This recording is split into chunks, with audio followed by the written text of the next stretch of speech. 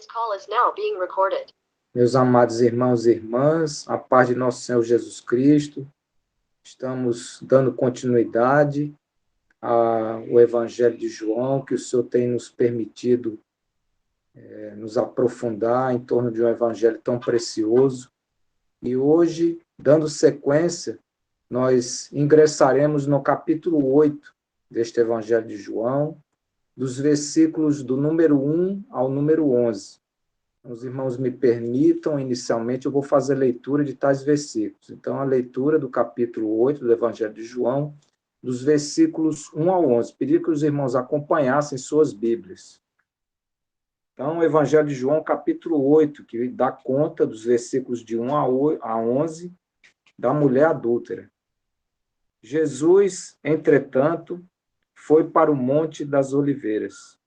De madrugada, voltou novamente para o templo, e todo o povo ia ter com ele, e assentado os ensinava.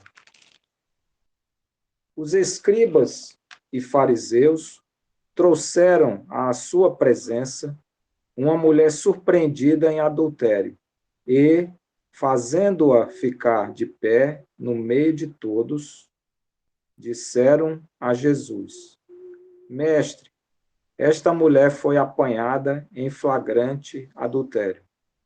E na lei nos mandou Moisés que tais mulheres sejam apedrejadas. Tu, pois, que dizes? Isto diziam eles, tentando, para terem de que o acusar. Mas Jesus, inclinando-se, escrevia na terra com o dedo. Como insistissem na pergunta, Jesus se levantou e lhes disse: Aquele que dentre vós estiver sem pecado, seja o primeiro que lhe atire pedra. E, tornando a inclinar-se, continuou a escrever no chão. Mas, ouvindo eles esta resposta, e acusados pela própria consciência, foram se retirando, um por um, a começar pelos mais velhos até aos últimos, ficando só Jesus e a mulher no meio onde estava. Erguendo-se Jesus, e não vendo a ninguém mais, além da mulher, perguntou-lhe: Mulher, onde estão aqueles teus acusadores? Ninguém te condenou? Respondeu ela: Ninguém, Senhor. Então lhe disse Jesus: Nem eu tampouco te condeno. Vai e não peques mais. Então, irmãos, acerca desses versículos que nós lemos, nós vamos fazer um conteúdo agora introdutório, antes de passarmos versículo a versículo. Então, como introdução, é possível dizer que a figura central deste acontecimento, que envolve imoralidade, hipocrisia e perdão, como é tão característico do Evangelho de João, a figura central deste acontecimento é a pessoa de nosso Senhor e Salvador Jesus Cristo.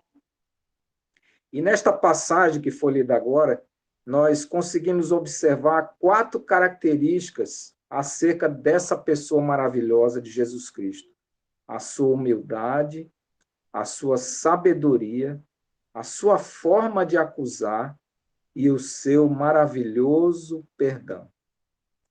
Eu também gostaria de chamar a atenção, e aí eu pediria que os irmãos observassem, em algumas Bíblias, eu acredito que na maioria das Bíblias é possível verificar isso. Se forem os irmãos olhar ali no versículo 53 do capítulo 7 de João, antes do início da descrição do versículo, tem um colchete ali. E os irmãos também podem ver que lá no capítulo 8 do Evangelho de João, no versículo 11, quando termina o que o Senhor diz, né? Nem eu tampouco te condeno, vai, não peques mais, os irmãos podem observar também um colchete. E esse colchete significa que esse texto que acabou de ser lido, ele foi introduzido no texto original. Em algumas passagens de alguns outros evangelhos, os irmãos verificam que tem algumas passagens que é colocado um colchete, que é um acréscimo ao texto. Então, isso é bom deixar claro para os irmãos, porque com relação, por exemplo, aos pais da igreja antiga, eles omitem essa narrativa. Então, nós vemos em alguns estudos de eruditos que eles simplesmente, quando vão fazer algum estudo acerca dessa sequência de versículos, eles param no versículo 52 do capítulo 7 de João e eles pulam para o versículo 12 do capítulo 8 do Evangelho de João. E antes do século X, nenhum pai da igreja oriental citava essa passagem. Então, é bom que os irmãos tenham essa compreensão. Podem verificar realmente esses colchetes lá no início do capítulo 5, do versículo 53, do capítulo 7 de João, e no último versículo que foi lido, do versículo que é o 11 do capítulo 8 de João. Pode ver que tem um colchete.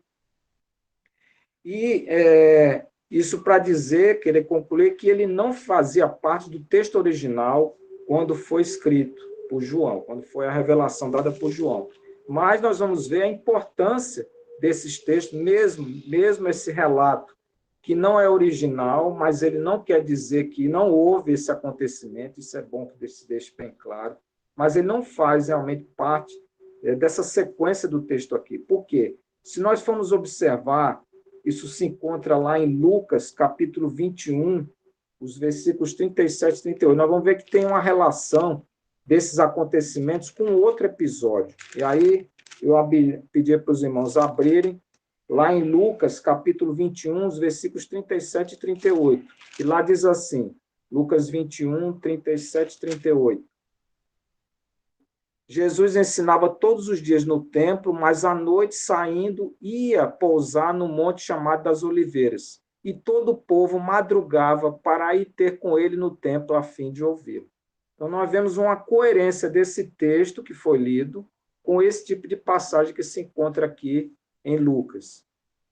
E aí nós podemos dizer o seguinte, que ele é um acontecimento que está mais voltado para a questão mais à frente, porque nós vimos no capítulo 7 aquela questão voltada para a festa dos tabernáculos, que é uma ida do Senhor àquela festa. Nós vimos toda aquela questão do Senhor não se tornar público, porque, na verdade, 6 meses depois ele iria à festa da Páscoa, a festa em que Jesus ali seria crucificado. Então, esse relato que foi lido agora, de João, capítulo 8, 1 a 11, ele tem mais vínculo com os acontecimentos 6 meses depois, com a ida do Senhor a Jerusalém para ser crucificado. Tá? E a forma também com que esse relato foi escrito, ele não parece muito autêntico com relação à forma com que João escreve seu evangelho. Porque ele aparece nesses versículos numerosas expressões e construções que não são encontradas em nenhum lugar do Evangelho de João. Parecem mais ligados aos evangelhos sinóticos, mais especificamente, como já foi dito agora há pouco, que eu disse, está mais ligado ao Evangelho de Lucas, lá o capítulo 21, versículos 37 e 38. Porém, como eu já disse, meus irmãos, não há dúvidas que tal evento tenha ocorrido. Aí eu gostaria também de levar os irmãos ao que se encontra em João, capítulo 21, versículo 25. Então, João, capítulo 21, o versículo 25, diz assim: há, porém, ainda muitas outras coisas que Jesus fez. Se todas elas fossem relatadas uma por uma, creio eu que nem no mundo inteiro caberiam os livros que seriam escritos.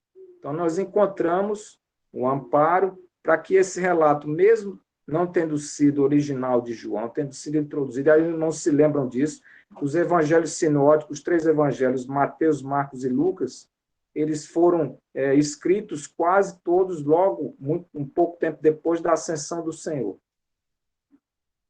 Já o Evangelho de João acontece, como nós vimos, nos anos 90 e 100, então um tempo muito depois, E houve a necessidade de se colocar esse relato da mulher adulta, até porque nós não encontramos essa passagem relativa à mulher adulta em nenhum dos evangelhos sinóticos. Então, houve a necessidade de introduzir tal ocorrido muito tempo depois do escrito original do Evangelho de João, como já foi dito, 90 a 100 anos, mais ou menos. Com o propósito, qual o propósito, irmãos? O propósito é de nos iluminar com relação à nossa situação. Todos nós somos pecadores diante de Deus. E aí podemos ver o que se encontra em Romanos, capítulo 3, o versículo 23. O que diz Romanos 3, 23? Diz assim: pois todos pecaram e carecem da glória de Deus. Irmãos, não adianta nós irmos ao Senhor, e essa situação aqui da mulher adulta, ela mostra isso. Não adianta a gente querer se achar melhor do que ninguém. Se todos nós não formos levados a essa condição de confessarmos de per si, cada um de nós, que sou pecador, não interessa se muito ou pouco pecado, não há como estabelecermos uma relação com o nosso Senhor. E é isso que o Senhor quer, e é por isso, mesmo o Evangelho de João, mesmo não ter sido um relato original, mas houve a necessidade de se colocar isso. Porque é a condição principal, é a condição original de cada um de nós. Nós precisamos, diante do Senhor, confessar: Senhor, eu sou pecador. Não interessa se mais ou menos, interessa sim.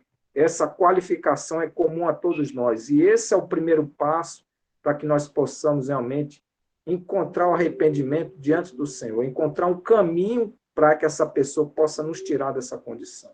Louvado seja o nome do Senhor. Então, dando sequência ainda a essa fase introdutória, cronologicamente, parece, como já foi dito, ser um relato ocorrido durante a semana anterior à sua paixão, e não ali naquela sequência do capítulo 7, que dá conta daquela festa dos tabernáculos. Então, esse relato está mais voltado àquela semana anterior à sua paixão, a semana em que Jesus passou as noites em Betânia, viajando todos os dias para Jerusalém, e de lá retornando com pausas ao longo do caminho para o Monte das Oliveiras. Então, irmãos, com essa introdução, eu coloco os irmãos dentro dessa realidade para que a gente possa agora analisar versículo por versículo desse relato que se encontra em João capítulo 8. Então, vamos retornar para João capítulo 8, dos versículos 1 a 11. Então, eu vou fazer uma análise agora mais detalhada de cada versículo. Então, nós vamos iniciar com o versículo 1. Então, eu vou fazer a leitura. Versículo 1 diz assim: Jesus, entretanto, foi para o Monte das Oliveiras. E aqui, irmãos, esse versículo já nos chama muito a atenção. Tanto o versículo 1 como o 2, como o outro versículo, vão trazer duas atitudes do Senhor que precisamos hoje averiguar se nós temos essas atitudes. E a primeira atitude do Senhor, que ele deixou como ensinamento para nós, é uma vida contemplativa e de oração com o Pai. E esse exemplo, o Senhor, nesse versículo, quer deixar para nós. E aí fazemos essa pergunta: como está a nossa vida contemplativa e de oração diante do Senhor? Nós temos realmente nos derramado aos pés de nosso Senhor? Estamos realmente seguindo o exemplo dessa relação que o Senhor tem intimamente com seu Pai? Estamos realmente, ao ler esse versículo, sendo constrangidos a que tomemos a mesma atitude do Senhor e sabemos que o Senhor sempre, nos momentos de crise, ele busca cada vez mais uma relação mais íntima com seu Pai. E nós nos lembramos desse versículo, daquele quando nós estudamos lá o capítulo 6 de João, naquela questão da multiplicação dos pães e peixes, os irmãos se lembram, aquela multidão que queria aclamar o Senhor como rei terreno, isso está em João capítulo 6, o verso 15, e lá diz que o Senhor, naquele evento, ele retirou-se novamente sozinho para o monte. Então, a necessidade que Jesus Cristo quer colocar em nós, porque ele mesmo assim procedeu, é uma vida contemplativa, uma vida de oração, uma vida aos pés do Pai, assim como hoje uma vida nossa aos pés desse Senhor bendito, em todos os momentos de crise, em todos os momentos de dificuldades. Os irmãos, como eu já disse há pouco, este evento está mais ligado àqueles dias que antecedem a crucificação do Senhor, os dias de sua paixão, os dias em que toda essa realidade dele, a vinda dele seria consumada. Então, muito importante esse relato, que o Senhor vai ao Pai, o Senhor realmente busca o seu Pai para buscar força. E o Monte das Oliveiras, os irmãos sabem, tem uma relação com o Espírito Santo. E nós, os irmãos sabem disso, temos essa habitação doce e santa do Espírito Santo. E nós tenhamos, irmãos, da mesma forma que nosso Senhor, com relação a esse versículo 1, a busca, que possamos ir ao Monte das Oliveiras, que possamos ir em uma vida contemplativa de oração, buscando cada vez mais o Espírito Santo, nos achegar a Ele e recebermos as coisas que precisamos para dar continuidade à nossa caminhada espiritual. E aí também aquela velha que já foi dito. Em todos os momentos de crise na vida do Senhor, sempre houve dele este recolhimento para orar. E aí fica para nós, se nós assim procedemos. Este é o momento que nós possamos nos arrepender e termos como exemplo desse próprio Senhor, o como ele agia, que nós possamos, nessa noite, encontrar esta mesma forma de reagirmos quando as crises em meio que nós passamos. E qual de nós não passa por crise? Também podemos, nesse mesmo, atribuir a esse mesmo versículo uma questão do Senhor não ter morado. Então, aqui diz que o Senhor ia para o monte, não diz que o Senhor, como lá vimos no versículo 53 do capítulo 7 de João, que ali diz que cada um ia para a sua casa, e Jesus vai para o Monte das Oliveiras. E aí os irmãos se lembram que o Senhor nunca teve um lugar de moradia nessa terra. Ele diz isso está em Lucas, capítulo 7. Então, Lucas capítulo 2, o versículo 7, desde o nascimento do Senhor. O que tem relatado em Lucas 2:7? Diz assim: e ela deu à luz o seu filho primogênito, enfaixou e o deitou numa manjedoura, porque não havia lugar para eles na hospedaria. E também encontramos em Lucas capítulo 9, o versículo 58, que diz assim, Lucas 9, 58. Mas Jesus lhe respondeu: as raposas têm seus covis, e as aves dos céus ninhos, mas o Filho do Homem não tem onde reclinar a cabeça. E os irmãos sabem que ele só reclinou a cabeça dele na cruz. Então, prosseguindo, meus irmãos, vamos agora para o versículo 2, que há outra característica maravilhosa de nosso Senhor. Além daquela primeira que nós vimos agora, a questão de uma vida de oração contemplativa, de depender, de buscar no Pai, no Espírito, a solução para as crises que ele enfrentava. Então, o versículo 2 diz assim: de madrugada, voltou novamente para o templo, e todo o povo ia ter com ele, e assentado os ensinava. Aqui, irmãos, mostra outra característica do Senhor, né? Um esforço da vida do Senhor. O Senhor de madrugada.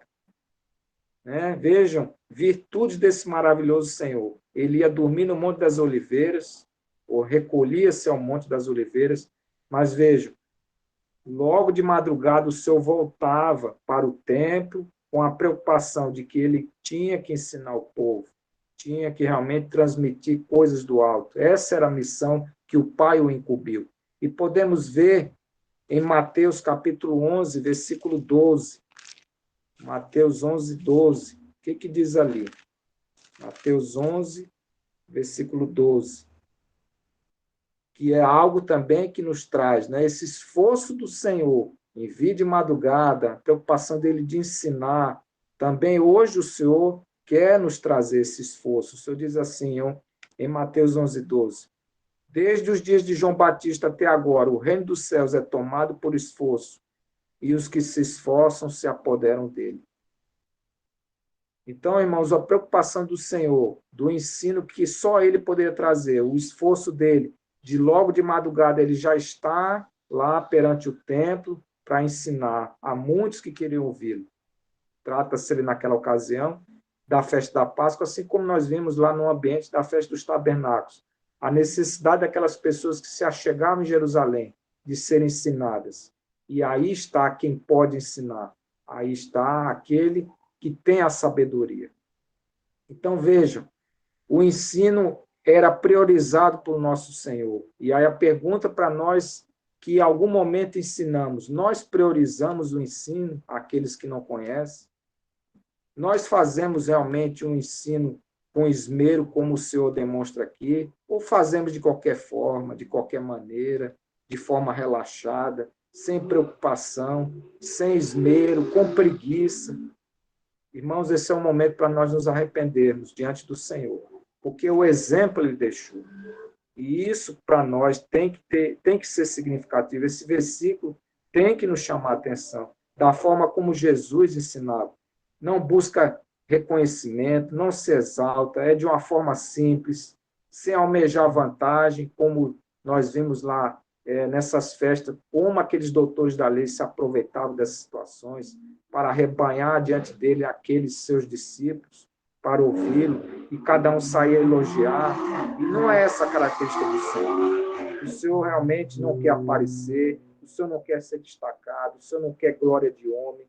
Nosso Senhor quer, sim, que nós possamos ouvir a voz que Ele tem a nos dizer. E a voz que Ele tem, pelas suas palavras, são a voz do próprio Pai. E agora, encarnado nessa pessoa maravilhosa, está a nos transmitir coisas do alto, coisas que nós temos fome e sede. Louvado seja o nome do Senhor. Então, prosseguindo, nós vamos agora para a leitura do versículo 3, do capítulo 8 de João, que diz assim: os escribas e fariseus trouxeram à sua presença uma mulher surpreendida em adultério e, fazendo-a ficar de pé no meio de todos. Então, irmãos, vejam essa situação. Esses doutores da lei, né, conduzem uma mulher, um ser frágil, e assim, uma situação muito constrangedora e vergonhosa. E aí eu queria trazer esse evento diante do que a própria palavra diz, quando, em alguma situação, nós temos a noção de que alguém está em pecado ou vislumbramos que aquela pessoa cometeu algum pecado, como a palavra de Deus traz o nosso comportamento diante de uma situação como essa. Então, nós poderemos abrir em Gálatas, capítulo 6, só encontrar aqui. Gálatas, capítulo 6, os versículos 1, 2 e 3. O que diz Gálatas 6, 1, 2 e 3? Diz assim: irmãos, se alguém for surpreendido em alguma falta, vós, que sois espirituais, corrigiu com espírito de brandura e guarda-te, para que não sejas também tentado. Levai as cargas uns dos outros, e assim cumprireis a lei de Cristo. Porque se alguém julga ser alguma coisa, não sendo nada, a si mesmo se engana. Então vejam o que nós lemos agora em Gálatas e coloquemos diante dessa realidade o que nós lemos agora nesse versículo 3. Uma situação bastante vergonhosa e constrangedora para essa mulher, sim, apanhada de adultério, pecadora, ninguém vai dizer que isso não aconteceu. Porém, a forma de se lidar com a situação não é a forma com que o Senhor quer. E aí podemos dar continuidade e vamos, na sequência, agora ler o versículo 4. Diz assim: e disseram a Jesus: mestre, esta mulher foi apanhada em flagrante adultério. E aí aqui algumas coisas chamam a atenção, né? Essa questão desses doutores da lei chamarem o Senhor de mestre ou de rabi. E aí nós sabemos, né, que o respeito que eles aqui atribuem com essa expressão de mestre ou rabi é apenas um respeito, como se diz aí comumente, que é um respeito da boca para fora. É um tom de sarcasmo, porque os irmãos sabem disso. Há um desprezo total desses doutores da lei pela pessoa de nosso Senhor Jesus Cristo. Uma outra consideração aqui que diz que a mulher foi apanhada em flagrante adultério. E, esmiuçando um pouco essa figura desse pecado, o adultério, os irmãos sabem disso, o adultério é um pecado que não se comete sozinho. O adultério precisa de que haja nessa relação pecaminosa homem e mulher. E no episódio só se está se apresentando a mulher. Muito interessante. E aí vem a pergunta: por que não foi trazido também o homem que, juntamente com ela, praticou tal pecado? Será que esse homem escapou? Será por conta do machismo?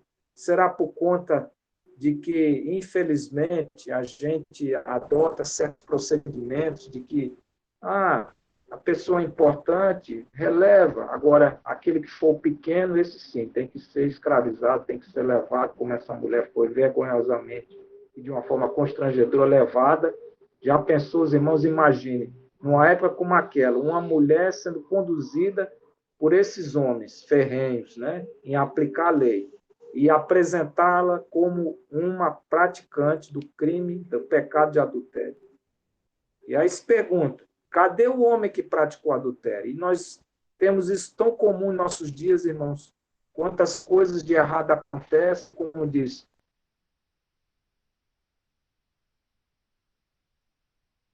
Só o pequenininho é que é acusado. O de maior relevância é esquecido, diz, da mesma forma na época de Nosso Senhor. E a injustiça dessa situação, ela deve despertar os nossos sentimentos de compaixão. Nós precisamos tomar esse relato dessa forma, trazer os nossos dias de hoje. Nós, como reagimos diante de uma situação dessa?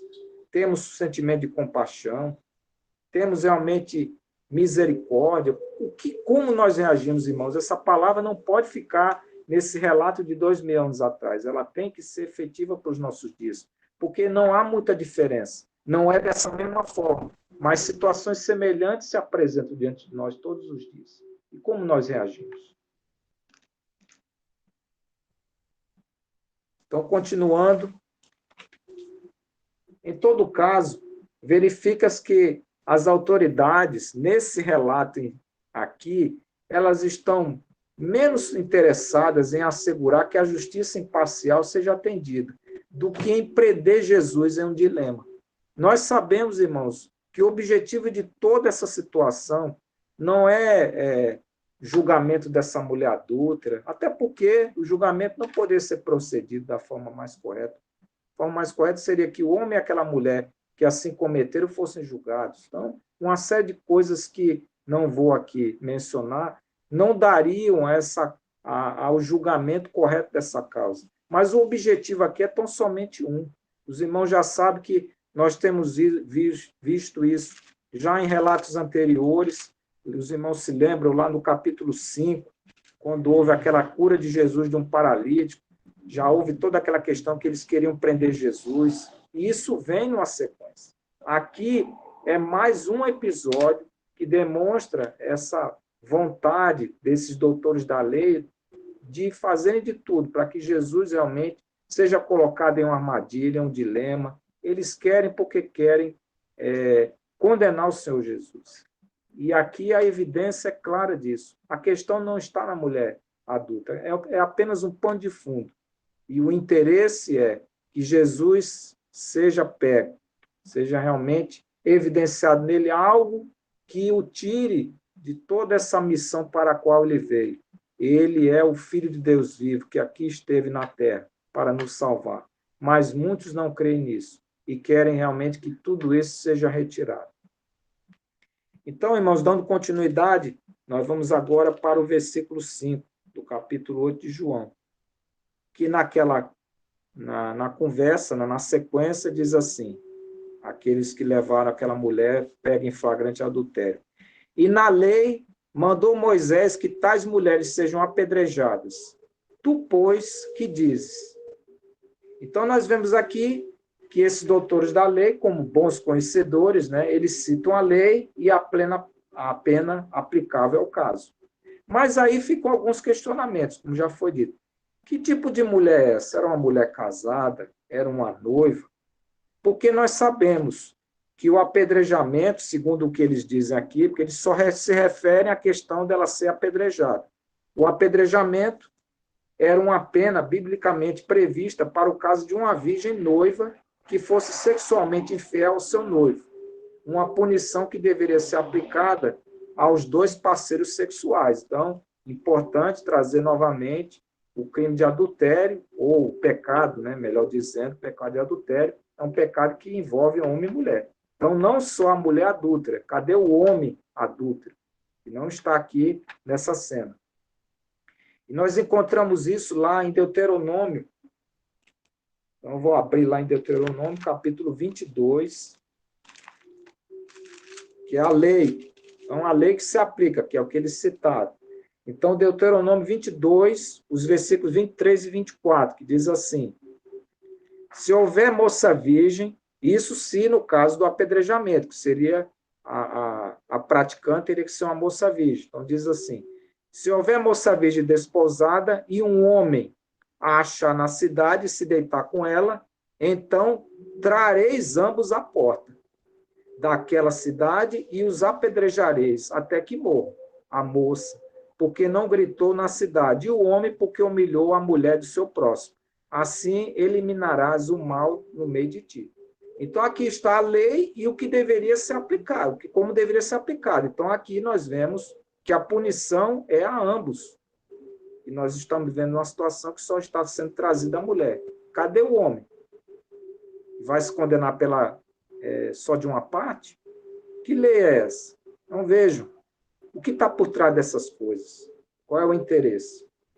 E aí nós entendemos também que, como aqui nada está descrito, esse caso também poderia ser uma outra situação, que é o que se encontra lá no versículo 22 do mesmo capítulo 22 de Deuteronômio, que diz assim: se o homem for achado deitado com a mulher que tem marido, então ambos morrerão, o homem que se deitou com a mulher e a mulher. Assim eliminarás o mal de Israel.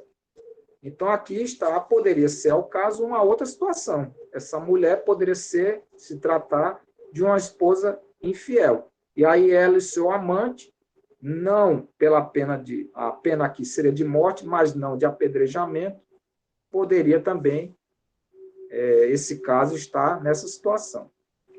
Logo, a gente, pelo que aqui foi relatado, a gente leva a crer que a mulher tratava-se de uma noiva infiel. Mas, porém, é bastante duvidoso, porque tal situação naqueles dias em que Jesus vivenciou humanamente não era daquela forma. Os irmãos sabem disso, porque, embora a pena por exemplo, naquela época, os judeus estavam sob jugo romano. Então, os judeus não tinham o poder de aplicar esse tipo de lei. Os irmãos sabem disso porque, quando eles tiveram a intenção de crucificar o Senhor, eles entregaram Jesus a Pilatos. Eles não podiam fazer por eles mesmos essa questão de aplicar essa lei. Eles não poderiam nem apedrejá-la, nem por outra forma de morte, aplicar esse tipo de penalidade. Eles tinham que entregar ao jugo romano. Então, são coisas que nós precisamos verificar aqui, e o Senhor, como sábio que Ele é, com a sabedoria divina, Ele sabe todas essas coisas. Então, também falando um pouquinho sobre apedrejamento, vejam bem, embora a pena de apedrejamento pelo crime de adultério ainda hoje seja, em alguns países muçulmanos aplicado, isso é uma realidade, os irmãos têm relato disso, há pouca evidência de que fosse muito frequente na Palestina do século I, especialmente em áreas urbanas. Então, é muito pouco provável que, naquela ocasião de Jesus, fosse aplicado esse tipo de pena de apedrejamento. Então, mais um argumento para mostrar que toda essa situação é uma cilada para Jesus. E aí nós também podemos dizer que João, nesse relato aqui, ele sugere esta não aplicabilidade em tal época. As autoridades eclesiásticas estavam interessadas, como já foi dito, elas estavam interessadas não em assegurar que a justiça para o caso fosse feita, até porque não está conforme deveria ser. Deveria ter sido trazido o homem e a mulher que cometeram tal adultério. Mas a pretensão aqui era armar uma cilada, uma armadilha, a fim de terem uma base para acusar Jesus. E aí nós podemos ver episódios muito semelhantes a esse, eles querem sempre apanhar o Senhor. Isso se encontra, por exemplo, em Marcos capítulo 3. Marcos, capítulo 3, o versículo 2. Então, Marcos 3, 2 diz assim. Marcos 3, 2. E estavam observando a Jesus para ver se o curaria em dia de sábado, a fim de o acusar. Lá em Marcos 10, capítulo 10, versículo 2, diz assim. Marcos 10, 2. Era a característica eles quererem, né, provocar uma situação e ficarem observando a reação de Jesus. Então, Marcos 10, 2 diz assim: E aproximando-se, alguns fariseus o experimentaram, perguntando: É lícito ao marido repudiar sua mulher? Outro episódio em Lucas, capítulo 6, versículo 7, que diz assim: Os escribas e os fariseus observavam, procurando ver se ele faria uma cura no sábado, a fim de acharem de que o acusar. Então, isso é uma coisa que aqui está implícita. Era esse pretexto todo desse relato, dessa mulher adulta, era o pretexto de pegar o Senhor em alguma falha. E aí nós podemos ver algo que o Senhor fez uma vez, que colocou neles um dilema, e naquele dilema que eu vou citar aqui, não houve uma solução. Os irmãos se lembram, deixa eu ver onde é que está essa passagem. Naquele episódio em que tantos doutores da lei queriam que o Senhor dissesse abertamente se ele era ou não filho de Deus, qual era o propósito dele. Aí o Senhor disse: antes de eu responder essa pergunta, eu queria que vocês me respondessem a seguinte pergunta: o batismo de João era do alto, era do céu ou do homem? E aí os irmãos se lembram que eles ficaram pensando: se dissermos isso, se dissermos que é do alto, então por que vocês não se batizam? Se dissermos que é da terra, o povo vai nos apedrejar. Aí eles respondem assim: não, nós não sabemos. Eles fugiram da questão. E aqui nós vamos ver que o Senhor, diante de um dilema desse, ele não vai fazer como eles fizeram, que fugiram. Esse aqui tem sabedoria, esse vai resolver a questão. Não vai fugir do questionamento. Isso é maravilhoso. Nós possamos, e aí, eu por um tempo, eu vou dar sequência. Deixa eu só pegar aqui que eu acabei. Pronto. E aí nós entramos nessa questão da lei, desse questionamento que foi feito a Jesus. E aí nós podemos trazer o seguinte questionamento: se Jesus rejeitasse a lei de Moisés, porque Jesus está sendo colocado na parede, vai aplicar a lei de Moisés, como é que vai ficar a situação? Se Jesus rejeitasse aplicar a lei de Moisés, sua credibilidade seria instantaneamente minada. Ele seria descartado como uma pessoa sem lei e talvez fosse acusado nos tribunais pela prática de crimes graves. Se ele, ao contrário, aplicasse a lei de Moisés da forma como foi proposta pelos doutores da lei, de apedrejamento, ele não somente estaria apoiando uma atitude que era largamente impopular, como nós vimos naquela ocasião, em Jerusalém, como também estaria apoiando uma atitude que não era aplicada na sua vida pública. E pior, se assim fizesse, ele teria dificuldade em harmonizar a sua bem conhecida compaixão pelos subjugados e desacreditados. A sua rapidez para perdoar e restaurar e o seu anúncio acerca da capacidade de poder transformador da vida ligado com o novo nascimento, estariam comprometidos. Então, veja o dilema que o senhor se encontra diante desse questionamento. E ainda, um acordo formal com a aplicação da lei de Moisés poderia colocar o Senhor em sérias dificuldades com o governo romano. Se, em nome de Moisés, ele pronunciasse a sentença de morte sobre aquela mulher e ela fosse de fato executada, ele teria infringido os direitos exclusivos do prefeito romano, o único que, nesse período, tinha autoridade para impor sentenças de morte. Então, irmãos, vejam a armadilha que colocaram o Senhor. E tal armadilha é aquela que eu já até, vou até, porque na hora que eu falei, eu não estava me lembrando, é uma armadilha muito semelhante com a que se encontra em Marcos, capítulo 12, dos versículos 13. Então, Marcos, capítulo 12, Marcos, capítulo 12, dos versículos 13 ao 17. Diz assim: vejam a outra cilada que colocaram no Senhor numa ocasião. Então, diz assim, Marcos 12, do 13 ao 17. E enviaram-lhe alguns dos fariseus e dos herodianos para que o apanhassem alguma palavra. Chegando, disseram-lhe, mestre, sabemos que és verdadeiro e não te importas com quem quer que seja, porque não olhas a aparência dos homens. Antes, segundo a verdade, ensinas o caminho de Deus. É lícito pagar tributo a César ou não? Devemos ou não devemos pagar? Mas Jesus, percebendo-lhes a hipocrisia, respondeu: por que me experimentais? Trazei-me um denário para que eu veja. E eles lhe trouxeram. Perguntou-lhes: de quem é esta efígie e inscrição? Responderam: de César. Disse-lhes então Jesus: dá a César o que é de César e a Deus o que é de Deus. E muitos se admiraram dele. Então vejam, irmãos, graças a Deus, esse homem bendito e santo é 100% homem, mas também é 100% Deus. Ele está ungido, tem sabedoria do alto para saber lidar com situações como essa.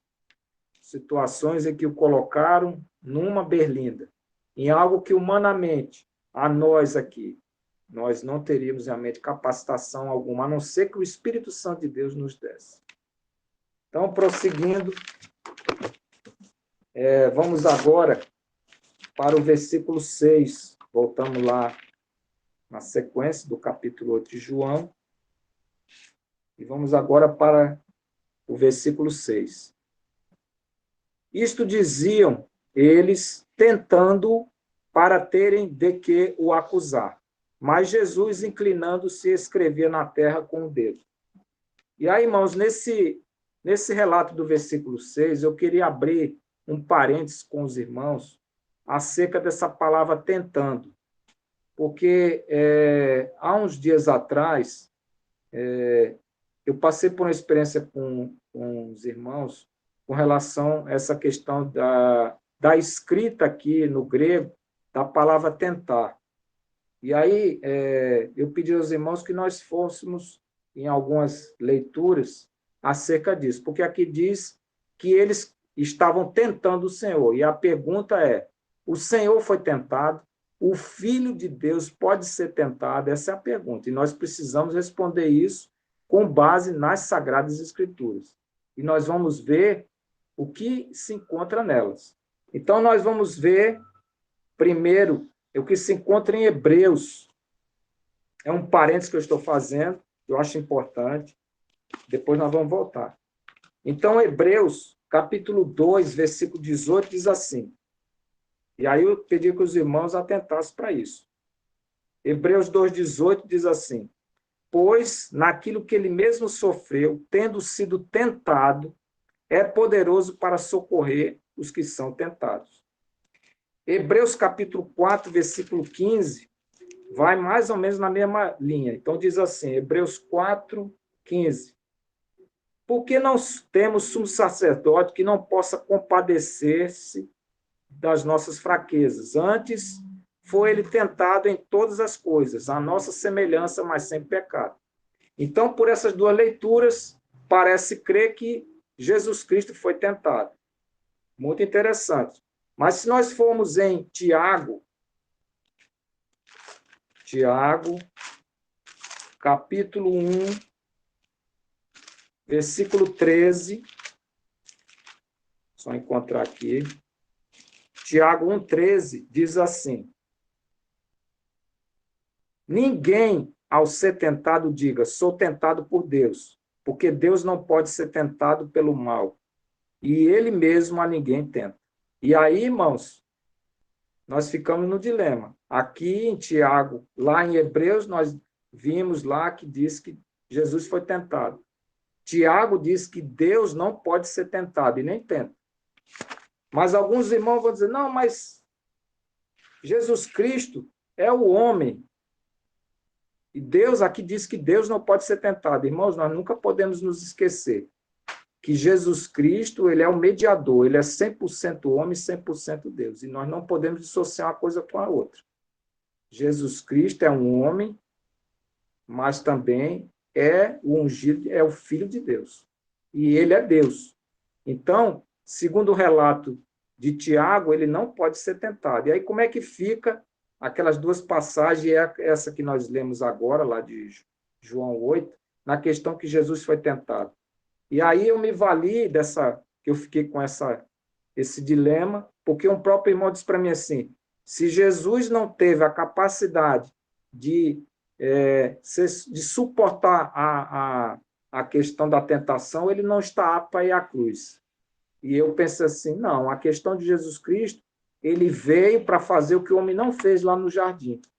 No jardim, Deus queria que o homem fosse obediente. E o homem não foi obediente. Pela desobediência entrou o pecado.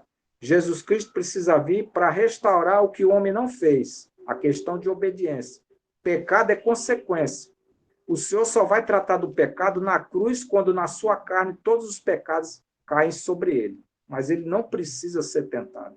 Ele precisa, sim, ser o obediente fiel que o homem não foi lá no jardim. Então, me valendo do que se encontra lá na Bíblia King James, graças ao Senhor, foi encontrada a solução para o problema. Na versão da Bíblia King James, quando vai tratar daquele versículo de Tiago, capítulo 1, isso antes até do versículo 12, que isso está no versículo 13, que diz que ninguém, ao ser tentado, deverá dizer, estou sendo tentado por Deus. Ora, Deus não pode ser tentado pelo mal e nenhum outro, e a ninguém tenta. No título que vai abrir o versículo 12 e 13, diz assim, provação e tentação se diferem. Opa, começou a solução. E na nota explicativa disso, lá da King James, diz assim, Deus não pode ser tentado porque é santo e o Filho é santo por natureza e, portanto, nada existe de pecado no pecado que lhe interessa. Ao passo que o ser humano tem uma queda natural para o pecado. Isso lá depois da queda em Gênesis, que pode ser vencida pelo poder do Espírito Santo, à medida que o crente descobre quão magnífico é o prazer de viver de acordo com a vontade de Deus. As palavras, agora veja como é importante isso aqui, irmãos. As palavras tentação e provação têm origem na mesma expressão grega.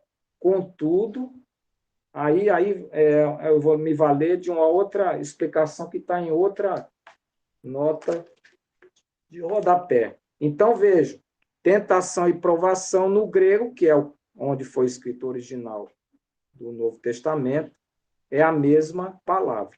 E é preciso que nós possamos fazer distinção.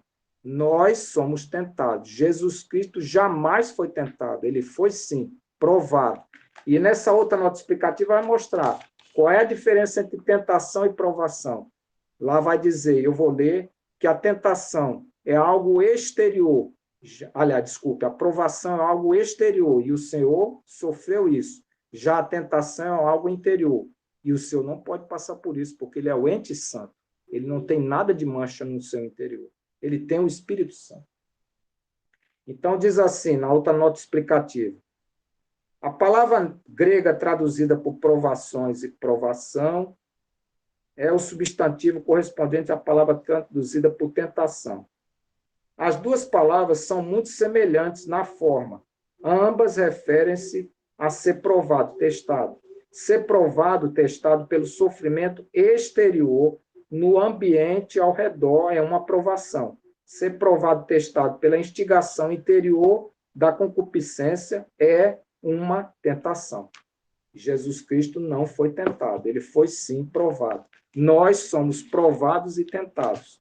Então, eu gostaria, vou voltar e só gostaria de deixar esse esclarecimento para que a gente não caia no erro de como eu vi, inclusive, um dia um irmão, ele falando sobre Jesus, como que Jesus fosse um homem só, e não tivesse essa questão de que ele também é intrinsecamente ligado a isso, ele também é 100% Deus.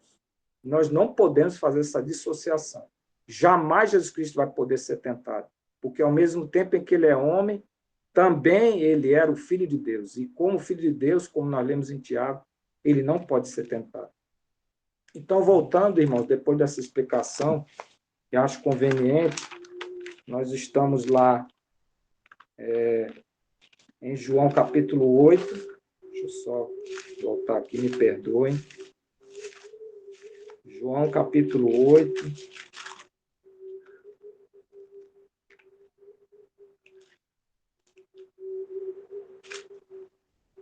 João capítulo 8. Nós lemos, no caso, versículo 6. Deixa eu só passar aqui à frente. 7. Pronto. Versículo 7 agora. Eu estou aqui, meu Deus. 7.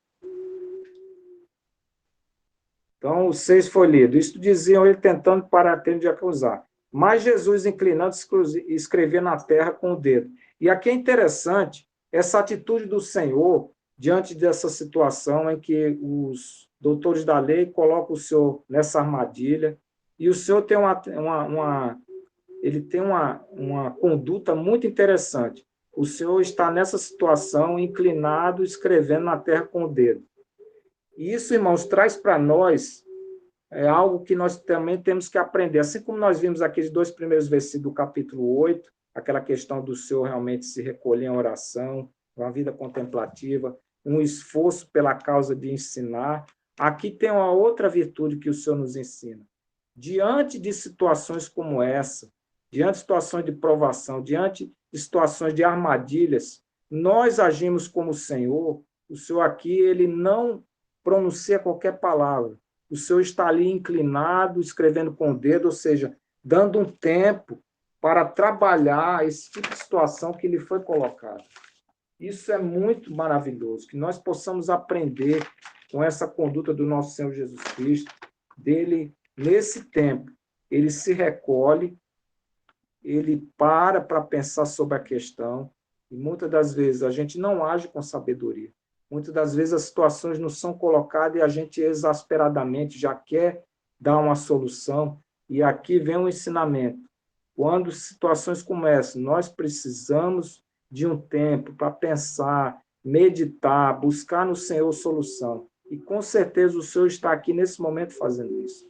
Esse recolhimento dele, essa inclinação, como diz aqui, escrever na terra com o dedo, isso é um momento que o Senhor tira para ele mesmo fazer uma reflexão sobre a situação.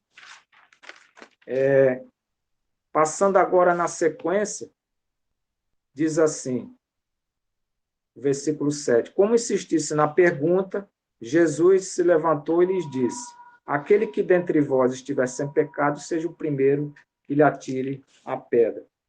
E nós vemos essa conduta do nosso Senhor nesse versículo 7, o Senhor realmente, ele traz um tempo para si, ele não responde na primeira, de imediato, ele provoca, naqueles doutores da lei um sentimento de raiva, porque ele não responde logo, como a gente vê aqui. Isso é algo que nós precisamos pedir ao Senhor, nos dê sabedoria de como agirmos em situações como essa. Quantas vezes o mundo quer nos nos colocar numa situação de conflito como essa. E nós precisamos de sabedoria divina para saber como reagirmos. Isso é maravilhoso. E veja, irmãos, o Senhor, ele está ali ele se inclina, né?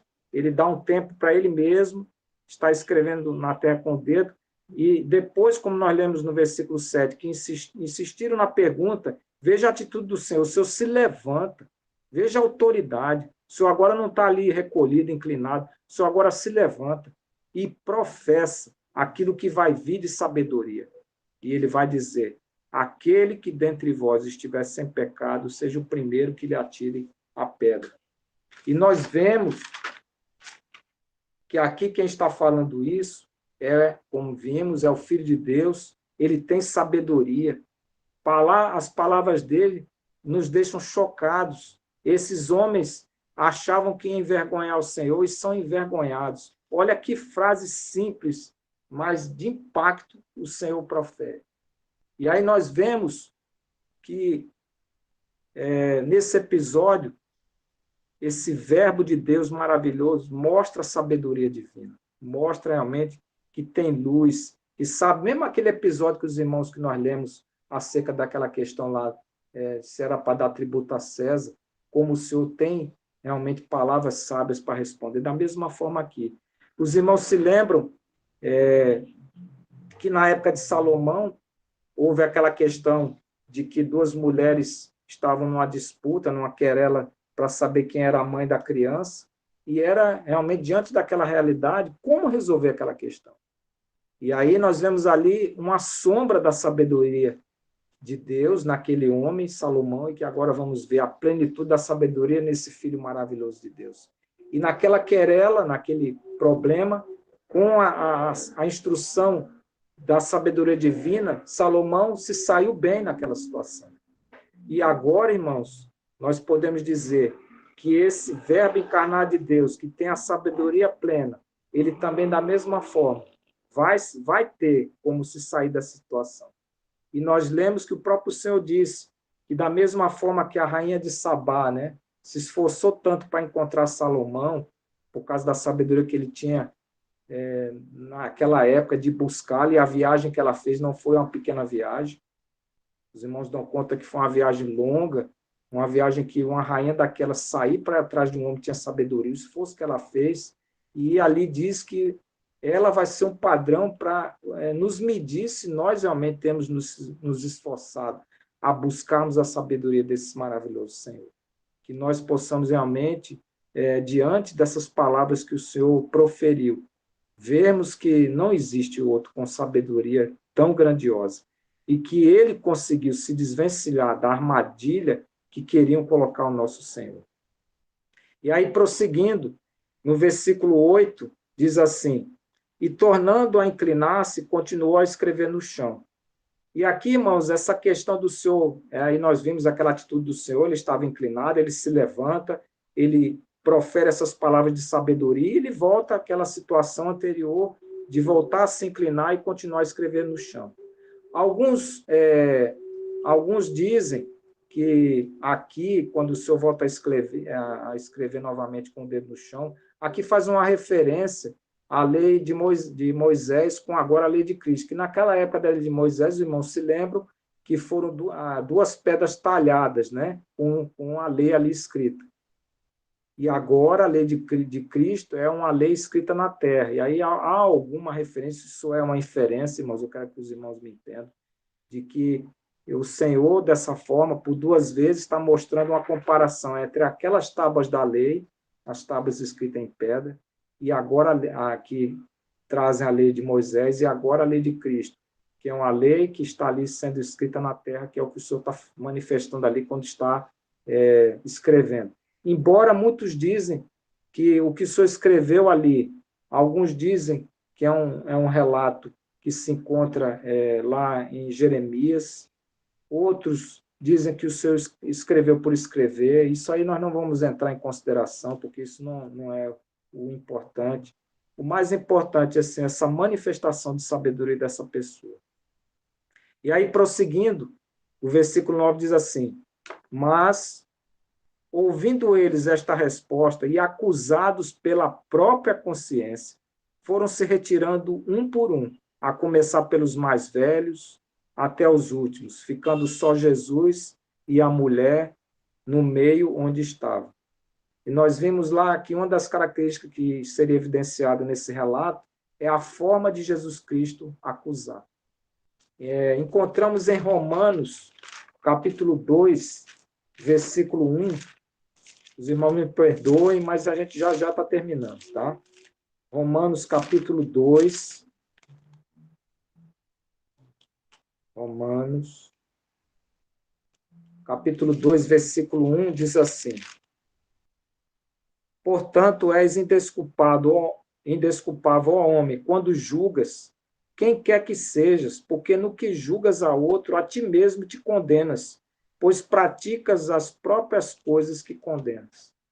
Então, veja, essa forma que o Senhor respondeu foi a forma de colocá-los, né, em acusação, ou seja, pela própria consciência, eles puderam ver que eles não estão livres do pecado que eles estavam querendo acusar. Então, vejo, aqueles que queriam envergonhar o Senhor saem agora envergonhados. E qual seria a atitude que deveria haver desses homens? Eles deveriam se arrepender, porém o coração deles, duro, impede tal prática. Podemos ver em Mateus capítulo 7, os versículos 1 e 2, que diz assim, Mateus 7, os versículos 1 e 2, que é aplicável ao caso. O Senhor diz assim: não julgueis para que não sejais julgados, pois com o critério com que julgades, sereis julgados, e com a medida com que tiveres medido, vos medirão também. Então, se aplica muito ao caso o que o próprio Senhor falou lá em Mateus capítulo 7, os versículos 1 e 2. E aí, prosseguindo, né, nós podemos agora ir para o versículo 10. E agora essa mulher, esses homens, como vimos no versículo 9, eles começam a deixar, acusados pela sua própria consciência. E aí também é uma outra questão, irmãos. Como nós reagimos quando o Espírito Santo nos mostra coisas que nós praticamos que não são devidas? Como nós reagimos?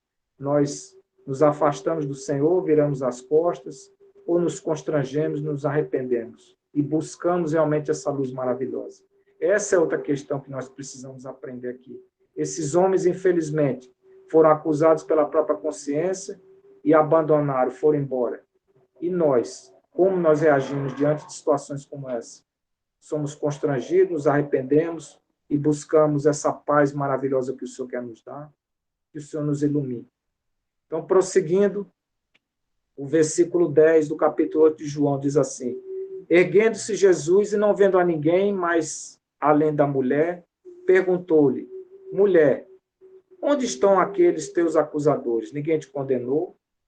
E aqui, irmãos, essa questão do Senhor chamá-la de mulher é um tratamento de respeito. Às vezes a gente acha-se mulher e acha que não, mas, por exemplo, em Mateus, algumas passagens aqui, por exemplo, Mateus 15, 28, o Senhor trata de mulher. Em Lucas 13, capítulo 13, eu estou adiantando porque eu iria fazer a leitura, mas como nós já estamos muito adiante, eu não vou fazer.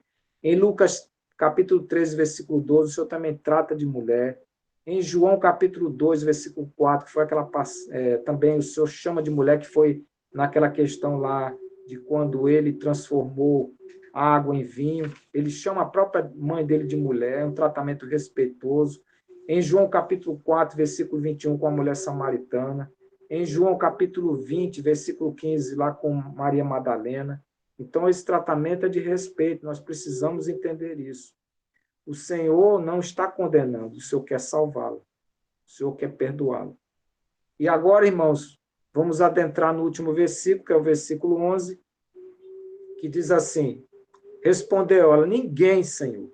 Então lhe disse Jesus: nem eu tampouco te condeno, vai e não peques mais.